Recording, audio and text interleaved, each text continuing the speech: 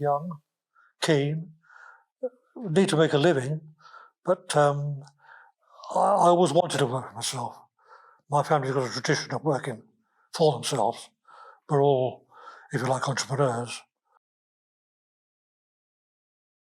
I know you've been involved with the business right from day, well, not day one, yes, from day one, if you like.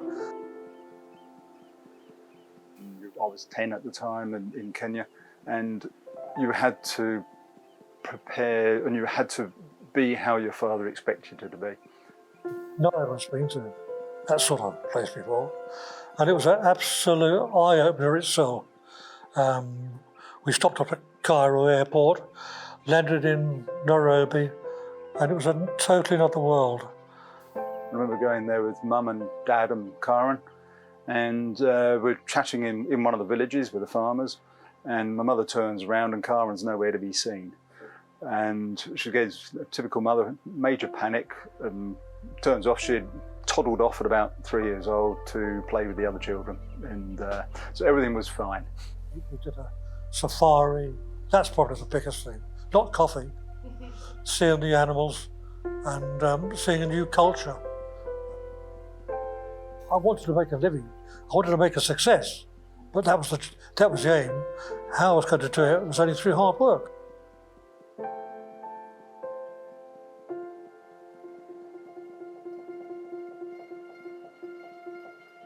After a couple of years, Danny gave me the opportunity to work on the floor, on the coffee exchange, which was the open cry market. It's computerised now, but it was all open cry, like the stock exchange. And it wasn't to be a floor trader, it was to just get an understanding of how it operates.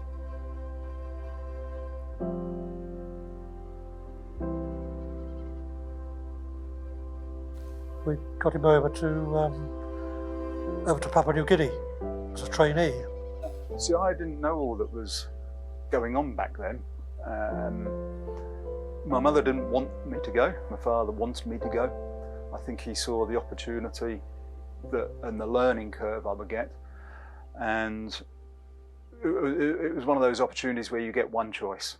You take it or you don't take it.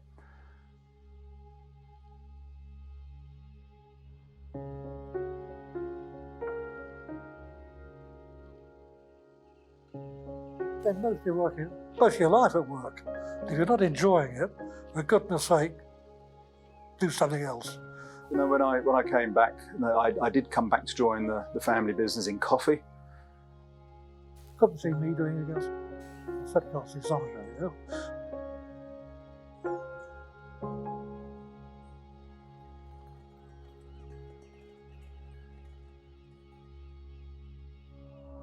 But having spent time at Origin, having understood coffee and the work that goes into creating a coffee from farm level and then at exporter level, it didn't sit comfortably with me that we were buying it from a third party who had no control over anything.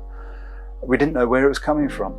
So I wanted to, and I saw the opportunity that we need to be buying it from the farmers, from the cooperatives, from the exporters, as close as we could get that was in the correct way of doing it, and offer that same service and the transparency to the roasters.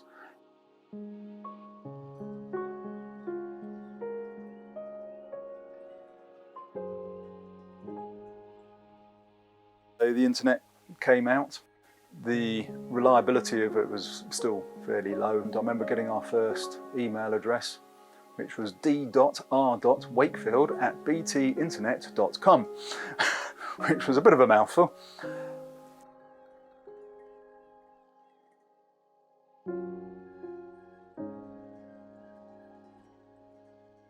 I'd been looking at a way to get more money back to the producers originally anyway, so we did sort of open contracts with them and added a premium to it to make it a sustainable price, and a number of our customers bought into that methodology. And I just felt that they were missing an opportunity, and fair trade really had a way to go. So I spent 6 months or so badgering the Fair Trade Foundation for an import license to be able to trade other coffees, because I wanted to offer the quality. I had a meeting with them at the time, and the chap there handed us a pack. He said, "Frankly, Mr. Wakefield, we don't need you. We've got this product here." And my father said, well, That's awful. I said, what do you mean? What do you mean? I said, well, that is awful. and I'll tell you why. It's coming from too many different origins.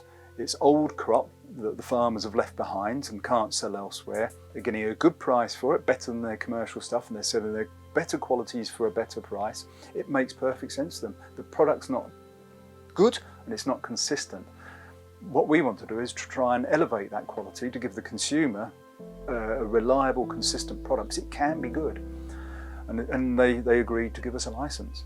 So our first consignment came through from Costa Rica, and you know, we had great interest from the buyers, because yes, it was a good quality coffee, and that's where it should be. And it just sort of developed from there.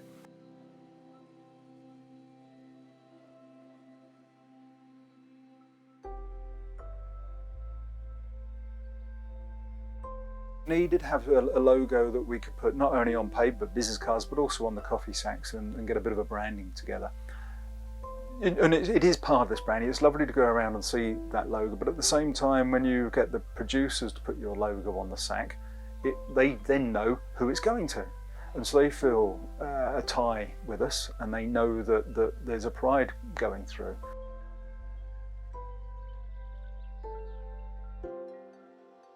And I took the role of the first UK coordinator for the SCA. I was also on the first board of directors of the Specialty Association. And I did that for 2 years before I felt I needed to hand the mantle over to somebody else. To me, that was another aspect of getting a sustainable product, because if you couldn't be a fair trade because you weren't a co-op, you needed an alternative solution. Couldn't be organic because you had such a lot of rainfall that the humidity was too high. You needed something to manage a fungicide of some description. So the rainforest would help the farmers to produce in a sustainable manner and really reduce the amount of chemical that was being put into the farm. Preference being zero chemical, but if practical reasons they had to do something, they worked with them, they helped them do it. And I thought this was a very practical solution to bringing that type of agriculture to the market. And so we signed up to them back in, I think it was 2003. We were the first to do it. I was quite passionate about this particular one, and we decided that we want to really make a splash. And so we hired out the Rainforest Cafe in Piccadilly Circus. And we invited the Rainforest Alliance to come over to make a presentation about it. We had 3 different farmers from Salvador, Guatemala and Nicaragua to come and talk about the farm, of what rainforest certification meant to them, because at the end of the day this is about the farm, it's not about us. And then we invited a lot of coffee roasters and some press. And it was a fantastic event, and it went well. So, you know, I'm proud to say that if you see a frog out there on the Rainforest Alliance, it was me that introduced it to the UK. So it's a great program, great program. And if you blend all 3 together, the rainforest and the organic and the fair trade, really you get it, and drew it as a Venn diagram. The centre part is pretty much true sustainability, I think.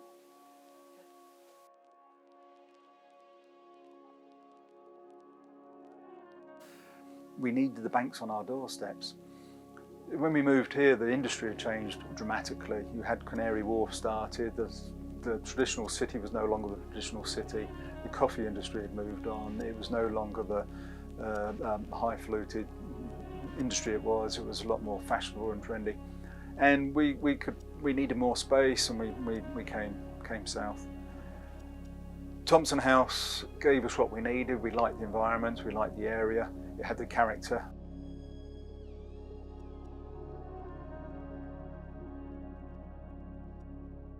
A couple of young filmmakers who wanted to highlight, saw some of the injustices they saw in the coffee industry at the time at farm level, and they thought that Romeo would be a good story from Ethiopia.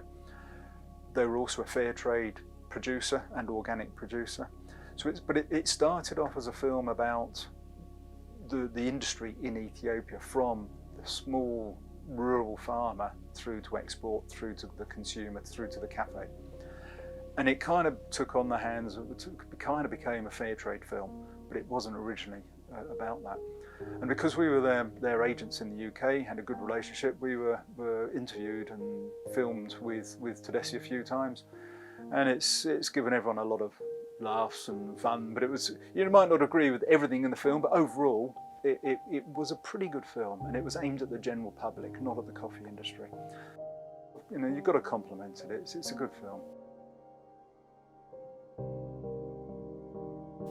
We buy 98% of our coffee directly from origin.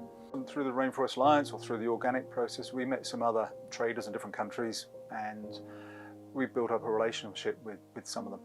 So we met Garth and Gay Smith, who owned Optico, organic product trading company in the west coast of the States. We were selling them some organic coffees from Papua New Guinea, and talking to them, we found that they had some organic coffee from Peru, which we didn't have any contacts in at the time. So we started doing a little bit of trade backs and forwards. Gay and Garth were the pioneers of organic movement in the West Coast. They started talking to some of the co-ops out there, and the Pioneer Co-op, who realised the important role that the women play in the community. Going to Origin all those times, spending time out there, you understand what communities are about. And to me, it just made, again, it just as another no-brainer, it made sense. So rather than trying to reinvent the wheel, let's run with their. So Cafe Femenino was started by Opco, and we still work with them. We have the direct relationships with the farms out there, and we promote Femenino in the UK.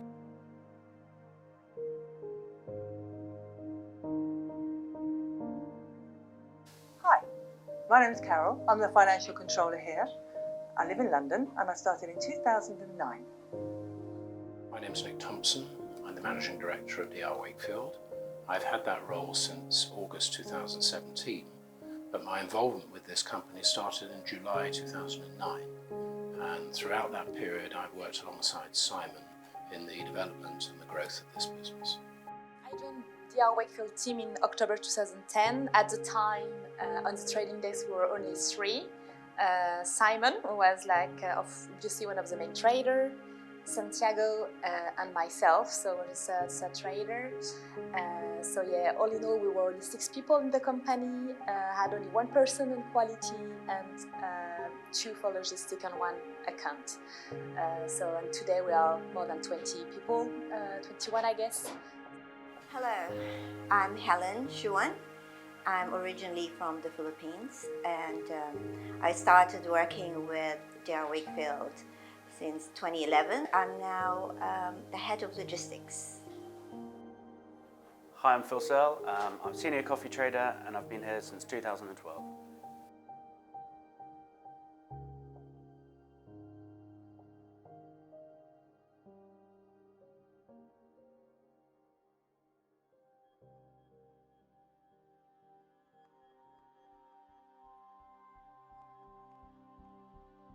Hey, my name's Henry Clifford. I joined DRWakefield in 2013. I'm from England and I'm a senior coffee trader. Hello, my name is Mažvydas Trinavičius. I'm originally from Lithuania and I've been with DRWakefield since 2013. So one-to-one was all about promoting the individual, whether it be a farmer or a roaster, but matching 2 people. And Santiago, who was with us at the time on the trade desk, said, well, why can't we work it with a cooperative level? So we get down to the 5-bag guys. So even the little guys in the co-op can still have an opportunity to sell their coffee. And the smaller roasters can still have an opportunity to have a direct relationship, an exclusivity on it. But it wasn't just about that exclusivity, it was about long-term relationships. Hello, my name is Thierry Ackerman. I am the quality manager at DRWakefield. I am from the Ivory Coast of Côte d'Ivoire, and I've joined DRWakefield in 2015. Hi, my name is Beata. I work in finance team as bookkeeper, start working 2016. I was in contact with one lady, and she had the idea of like, why not promote Myanmar as an origin, as a coffee origin. So I decided like, why not to help in this project to make it happen. And then which did happen with Wakefield. So we basically were focused on a region in Myanmar, and then we had like a producer group, so we did some training. So DRWakefield did some investment there to do some training with the producers in this specific region in Myanmar, in Chin. And at the end of the day was like the start point to then explore and develop other region where it was a bit more developed with USAID.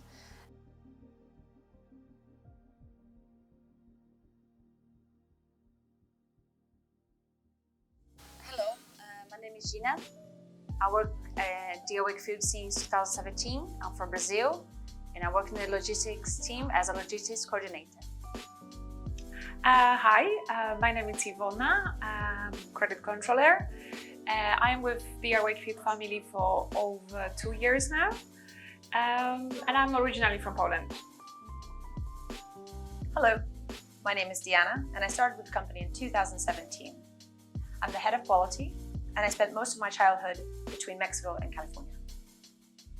Hi, my name is Jamie Treby. I have been working here since 2017 as part of the trade team, and I'm from Bath in the UK.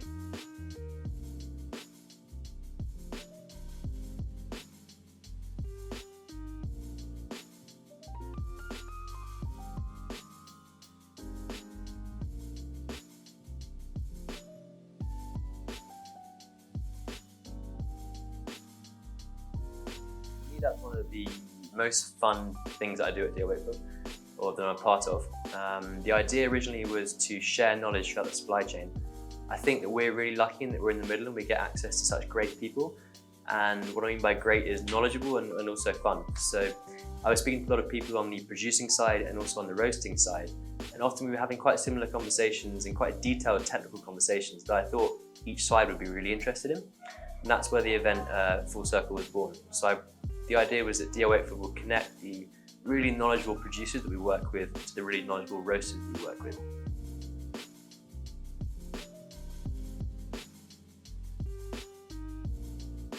"22 full-time staff and 2 part-timers. We have now 2 floors in the same office. For the span of 8 years, it has expanded and developed and grown so quickly. It's like melting pot, you know, like yeah. DRWakefield is a family business that shines through everything that we do. And we're not just a big corporation. We have autonomy in what we do. Our ideas are heard, always listened to. Went to Switzerland to do my Q processing level 1. Managed to pass it and became one of the first at DRWakefield and one of the first in Europe to have it.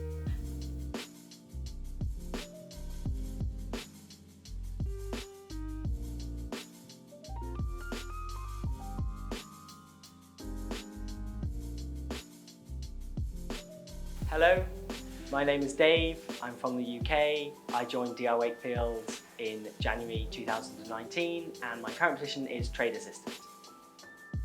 Hello, my name is Tina and I am from Hungary. I started in 2019 in August and I work in the quality control department. Hi, my name is Gustav Bremer. I work in the trading department. I started here working at DRWakefield in March 2019 and I'm from the Netherlands, also known as Holland. Hello, my name is Sheila. I'm a finance assistant. I work in the finance department and today's my first day. Since I joined the DRWakefield, there was an idea and intention for me to develop Eastern European and Northern European markets. So that's what my main job was. And then since 2015, we opened a warehouse in Lithuania, in Vilnius. And we were able to deliver coffees to our customers more efficiently and quicker as well. And therefore, in next couple of years, the business, of course, developed and we had more and more customers. So it made sense to open not only a warehouse, but also office, which I'm working from now in Vilnius. So we visited Bristol, Manchester, Edinburgh, launching the infographic that doTERRA did with us, looking at their mise en place and how they produce coffee and cupping with people the different stages of ripeness of the fruit. I couldn't believe I'd won the UK Roasting Championship, so with the support of my colleagues, Jamie and I set off to compete for the world title in Taiwan.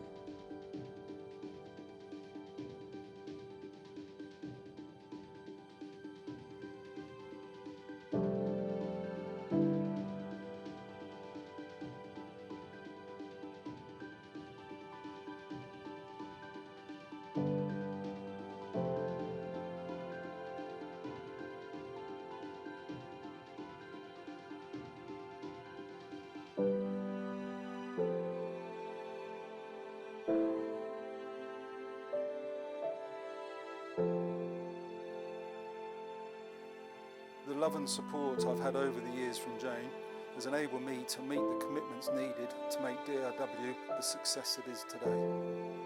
I love working at DR Wakefield because we're just a massive family. One of the good things about working for DR Wakefield is it continues to be an independent, family-run business.